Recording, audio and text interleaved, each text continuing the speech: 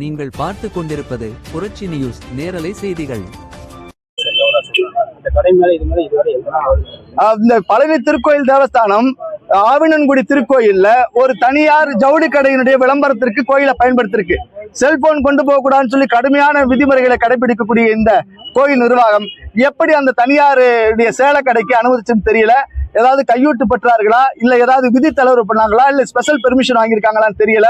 அந்த ரீல்ஸ் எடுத்த நபர்கள் மீது, நிறுவனத்தின் மீது கோயில் நிர்வாகம் புகார் கொடுக்க வேண்டும் என்ற வேண்டுகோளை நாங்கள் முன் வச்சுக்கிறோம். அது மட்டுமல்லாது செல்போன் கொண்டு போக கூடாதுங்கிறத நாங்க வரவேற்கிறோம்.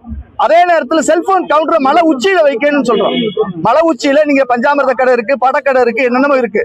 ஒரு 500-1000 செல்போன் வைக்கிறதுக்கான ஒரு கவுண்டர் வச்சா மக்கள் செல்போன் கொடுத்துட்டு சாமி தரிசனம் முடிச்சுட்டு செல்போன் எடுத்துட்டு போறாங்க.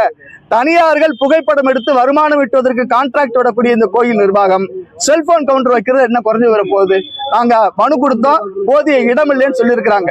ஆனா எல்லாரும் நீங்களும் நானும் போன செல்போனை கொடுக்குவாங்க. நீங்களே சினிமா நடிகையா இருந்தா உங்களுக்கு சகல விதமான மரியாதையோட போட்டோ எடுத்துக்கலாம். சட்டம் அனைவருக்கும் சமம்னு வெளியில பேசுவோம். நடிகையா இருந்தா உங்களுக்கு திறந்து விடுவோம் மேல, மத்தவங்களா இருந்தா குடுக்கி விடுவோம் மக்களை, பக்தர்களை. இதுதான் இந்த கோயிலோட லட்சணம். புரட்சி நியூஸ் செய்திகளுக்காக ஆசிரியர் புரட்சிதாசன். தினசரி நேரலை செய்திகளை உடனுக்குடன் தெரிந்து கொள்ள புரட்சி நியூஸ் செய்திகள் சேனலை சப்ஸ்கிரைப் செய்யவும்.